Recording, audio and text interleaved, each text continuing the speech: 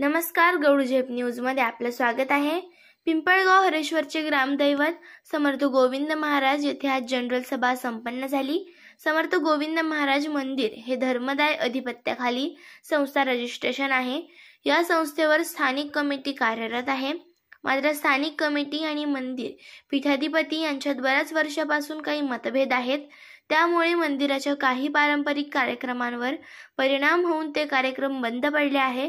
मंदिराची परंपरा बंद पडू नये, मंदिराला गतवैभव प्राप्त होऊन लोकांचे श्रद्धास्थान असलेले हे भव्य मंदिर पुन्हा नावारूपाला यावे या हेतूने गावातील काही ग्रामस्थ आणि सभासद यांनी ही जनरल सभा आयोजित केली होती।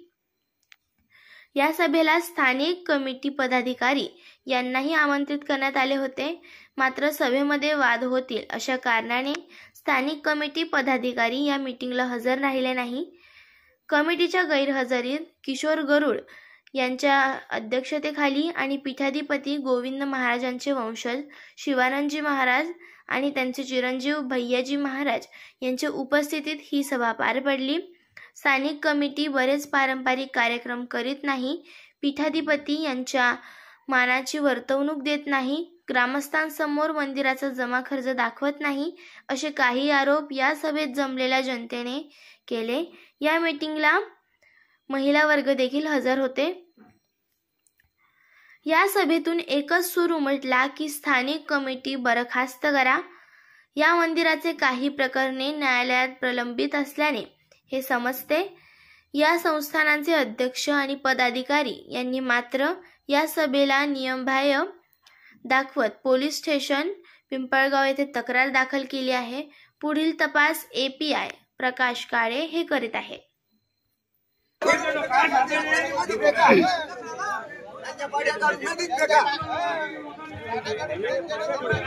ज्यांना आपला जे काही मत असेल त्यांनी समोर ग्रामस्थांसमोर प्रकट करायचे, कारण आपण जे बोलतोय हे सगळे मान्य जिल्हाधिकारी, मान्य पोलीस स्टेशन, पोलीस संयोजक हे सगळे बघताय।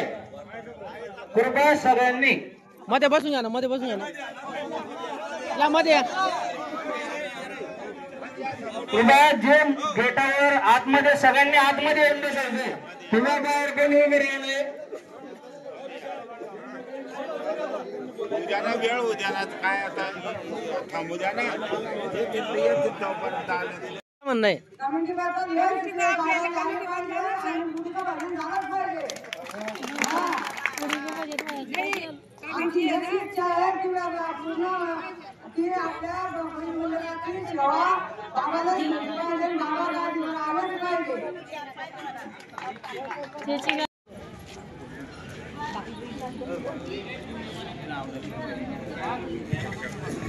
श्री समर्थ गोविंद महाराज की। समस्त उपस्थित ग्रामस्थ मंडळी, आजचे जनरल मीटिंग बोलवण्याचे असे कारण होते की महाराजांमध्ये किंवा पंचमंडळी आणि घेतलेला आहे या वादामुळे आपले श्री छत्रपती पंढरपूर याचे जे नाव हे खालच्या स्तराला गेलेलं आहे। सगळ्यांना याच्यात ते वाटतं का आपलं खरेच नाव खालच्या स्तराला गेलेलं आहे। या वादामुळे याचा परिणाम आपल्या आषाढी एकादशी शिवरात्रीला भरणाऱ्या यात्रेवर पडतो का? जोरात बोला, सगळे जेवण करून आलेले। हा वाद मिटवण्यासाठी महाराजांतर्फे ही समस्त जनरल मीटिंग घेण्यात आलेली होती। ही जनरल मीटिंग घेण्याचे मुख्य उद्देश एकच होते की दोघांमधला वाद आपण ग्रामस्थ मिळून मिटवू शकतो का? कारण आपण पिंपळगाव हरेश्वर मधले मुख्य ग्रामस्थ आहे। येथे बसलेल्यांपैकी भरपूर जण हे श्री समर्थ गोविंद मंदिर महाराज संस्थान येथील सभासद सुद्धा आहेत का? येथील सभासद सुद्धा आहे।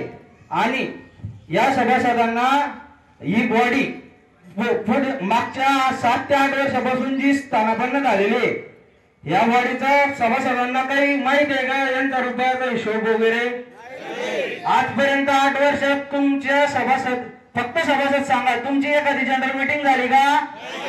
तुम्हाला प्रोसिडिंग आला का?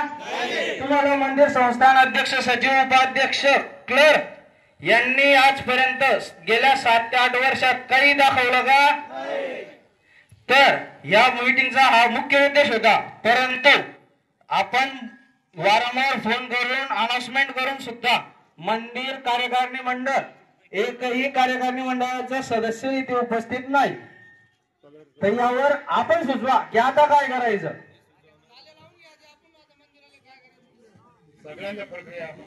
याच्यावर आपण महाराजांचेही मत घेऊ, ग्रामस्थांचेही मत घेऊ. आपण सुद्धा काय करायचं. या मीटिंगची पूर्व माहिती पूर्ण सदस्यांना, कार्यकारी मंडळीला सगळ्यांना पुरवण्यात आलेली होती. सदर क्लर्क मंदिराच्या समोरून गेले पण मंदिरात आले का? ते का आले नाही? कारण हे या मीटिंगचे त्यांचे ओलांडण्याचा मार्ग, पळवापळवीचे मार्ग शोधताय. कारण त्यांच्याकडे ग्रामस्थांना देण्यासाठी उत्तर नाही.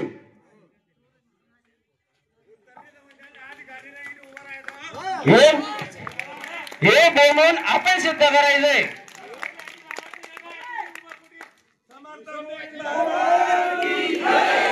ऐकून घ्या. समस्त ग्रामस्थांच्या मनामध्ये हाच क्रोध आहे, परंतु एकही मध्ये या मध्ये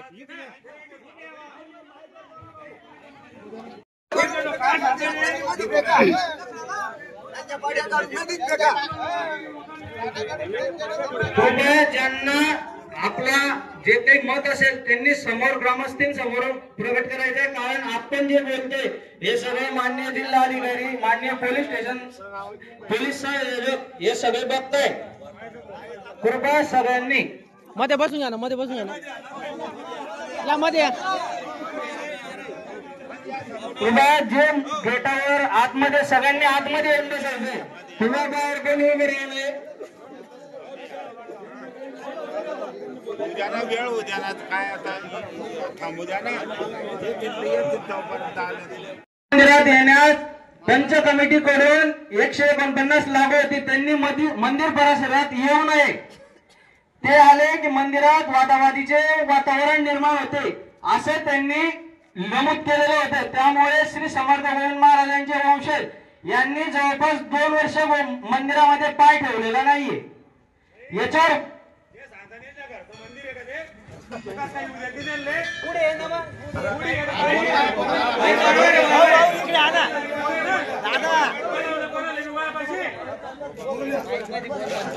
कृपया जेवढे सभासद असतील त्यांनी हात वरती करा. गोविंद मंदिराचा सभासद आहे. तुम्हाला वाटतं का बॉडी टेकायला पाहिजे? लवकरात लवकर इलेक्शन लागले पाहिजे का?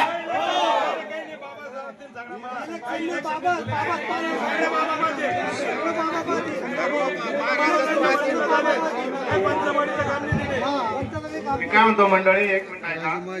त्याला काही राजकारण करायचं बरोबर. त्याच्यामुळे आपण ही चर्चा करतोय फक्त इथून आता ही चर्चेला सुरुवात झाली. विषय होणारच आहे. त्या हिशोबानं मी असं सांगू इच्छितो की इलेक्शनचा काही विषय नाही राहणार. महाराज जे सांगतील आणि जनतेतून निर्णय होईल तो आपण, आणि सर्वानुमते ज्याला बी समजा आपण नवीन तयार करणार अजून आपण त्यांच्याशी विषय करू समजा. आणि त्यांच्या जर सानिध्यामध्ये जर होत असेल संमतीनं की आम्ही होतो आहे, आजपर्यंत स्थानिक बॉडी आहे, त्यांना रिसर राजीनामे देऊन आपण नवीन कार्यकारिणी तयार करू बरोबर. आणि राजकारण किंवा इलेक्शनचा विषय नाही. इलेक्शनचा विषय कोणी करायचा? सर्वानुमते महाराज म्हणतील किंवा आपण जनतेमधून आपण म्हणू. आणि तुम्हाला सांगतो आजपर्यंत जी कमिटी आहे, स्थानिक कमिटी आहे, फक्त केव्हा आपल्याला मंदिरात चमकतील आज 8:30 राहिली. आज 8:31 निमित्त ते फक्त विजय जाऊन घेतील आणि आम्ही 25 लोक आहेत ते आपल्याला दिसतात. त्यानंतर फक्त मोजके तुटके बोटावर मोजण्यासारखेच आपल्याला दिसतात ते बरोबर. आणि आपल्याला जर नवीन बॉडी तयार करायची महाराज तर आपल्याला जो प्रांजळ मनाने वेळ देईल मंदिर त्याला आपण इथं कमिटीमध्ये घेऊ. इतर लोकांच्या शेतामध्ये आपण काम करतो जातो, वेळ राहते लोकांना. पहिली गोष्ट आपण त्यांना सांगितलं की आज रोजी मीटिंग आहे, कमीत कमी संचालक मंडळाने 2-4 जण तरी इथं पाहिजे होते. आता महाराज आलेले त्यांचं 5-7 लोक इथं आलेले की जो निर्णय घेऊ त्यांना चौथावून यायला पाहिजे. इथं इथं कोणी झालं कोणताही जास्त बोलू शकत काय फायदा आहे माझा.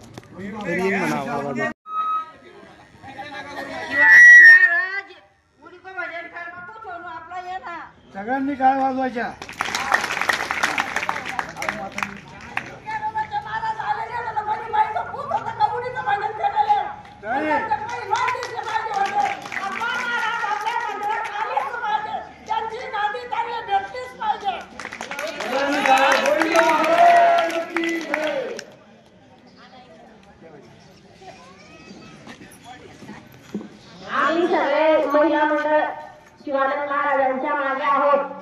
त्यांचा हक्क त्यांना भेटायलाच पाहिजे ही आमची नम्र विनंती आहे. त्यांना येत असत तर त्यांना महाराजांचं सारखं भजन करून लावायला पाहिजे, ते आमचं सांगणं आहे, ही आमची विनंती आहे. त्यांनी भजन येत असत त्यांना करून लावायला पाहिजे.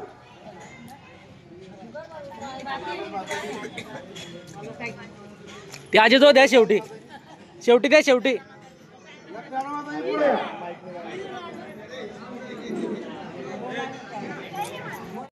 गोविंद समर्थ गोविंद महाराज.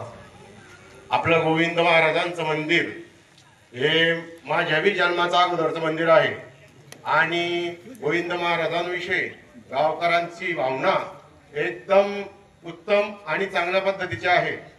महाराज शिवानंद महाराज हे 7व्या का 8व्या वंशामध्ये आहे आणि त्यांच्याच नशिबी हे आलेलं आहे.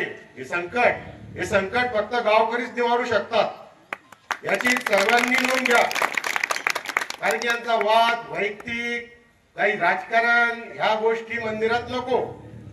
आणि जे कार्यक्रम होतात आपल्याकडे आषाढी एकादशी, रामनवमी असे उत्सव होतात, हे फक्त महाराजांच्या मर्जीनच झालेलं पाहिजे. पोळा फुटतो हे सुद्धा महाराजांच्या मर्जीने झालं पाहिजे. आपण कुठल्याच प्रकारच्या मंदिरामध्ये आपला हस्तभेद करू नये. कोणी अध्यक्ष असो कोणी असो ते त्यांच्याच मर्जीने झालं पाहिजे. कारण की त्यांचे वंश इथे त्यांनी समाधी घेतलेले आहे. आपलं काय योगदान आहे? ते देवाचा अवतार आहे. या पद्धतीने मी माझी भावना मांडतोय. आपण इकडे बसतो, रथ अटकला की आपण फक्त ते पाहायला जातो. नालीत पडला, इथे गुतला, तारा टाकला, आपण गेल्याशिवाय ते नमणार नाही. आणि आपली उपस्थिती ही लाख मोलाची. आता पिंपळगावमध्ये 40,000 लोकसंख्या, इथे 400 लोक पण नाही. ग्रामस्थ म्हणून आपली जिम्मेदारी आपण किती येणार आहे? आपण म्हणतो दादा सगळं करतील, पण आपली उपस्थिती लाख मोलाची इथे. आजपर्यंत 8 वर्षामध्ये एकही जनरल मीटिंग का झाली इथे? आजपर्यंत ग्रामस्थ म्हणून झोपलेले होते का?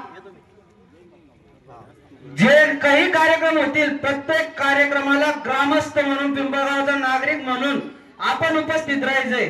तेव्हा ते नमतील, तेव्हा आपण जे सिद्ध करायला आज बसलेलो आहे ते तिथे सिद्ध होईल. त्याच्याशिवाय काही सिद्ध होणार नाही. युवक मंडळाला विशेष करून विनंती, प्रत्येक कार्यक्रमात आपण आलंच पाहिजे. ते आषाढी असो काही असो. समस्त ग्रामस्थ मंडळी, आता आपल्या मंदिराचा रामनवमीचा उत्सव येतोय. रामनवमीचा उत्सव किती दिवसाचा असतो कोणाला माहिती? इथे किती दिवसाचा असतो? 7 दिवसाचा. 7 दिवसांपैकी आपण किती जण तिथे विठ्ठल मंदिरासमोर हजर राहतो? सकाळच्या संध्याकाळच्या आरतीला बाहेरून मिरवणूक होत. वा रे वा, बघा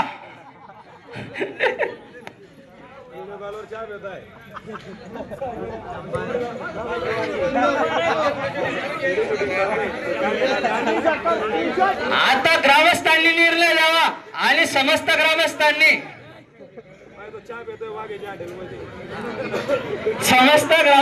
कृपया रामनवमीच्या मंदिराच्या रामनवमी उत्सवात विठ्ठल मंदिराजवळ 100% जमायचंय. आपण जमल्याशिवाय ते नमेल का? आपण जमल्याशिवाय आपल्या महाराजांचा आदराला लागेल का? आपण जेवढी गर्दी करता येईल तेवढी गर्दी करून त्यांना नमवायचा प्रयत्न करायचा आहे. ते तर असेच म्हणणार आहे आमचा अधिकार आहे, आमचा अधिकार आहे. पण जोवर ग्रामस्थ येणार नाही तोवर कोणतीही घटना हलणार नाही. ग्रामस्थांना एक कळकळीची विनंती, समस्त ग्रामस्थांना कळलं तेव्हा हजर राहावे. नाही काही 10 मिनिटं 15 मिनिटं आपली उपस्थिती लाख मोलाची असते.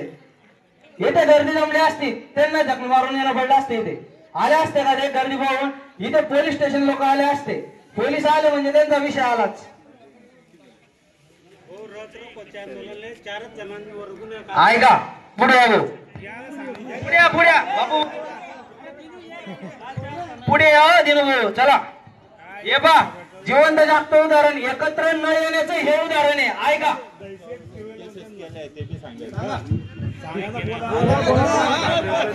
आमच्यावर 4 जणांवर गुन्हे दाखल झालेले होते भाऊ. रत्न 15 खेळामध्ये सगळे गाव होते तिथे. आम्हीच का गुन्हे केले होते आणि 4 जातीचे लोक होते गोविंद महाराज एकांच्या संस्थेत आणि सगळ्या लोकांचं हे आणि मग असं नाही करणार दाबून मारून फक्त एकत्र या. चांगल्या मोडा याशी धमके शक्य जे आपल्या नऊ समाजाची सह्या दिलेल्या आपल्या आजावर त्यांनी सदस्य राजीनामे घेऊन तिकडे कर द्यावी आणि एक प्रकार म्हणजे आता एक सर्व सभासद म्हणणं आहे बरं माझं व्यक्त म्हणणं नाही हो घ्यायचे का राजीनामे सर्वांचे ते लोकांनी सह्या केल्या त्यांनी राजीनामे घ्यायचे का मग त्यांनी राजीनामे द्यावे व महाराजांकडे आणून द्यावे सांगून द्या ना अध्यक्षाच्या उपस्थितीत सांगा ना अध्यक्ष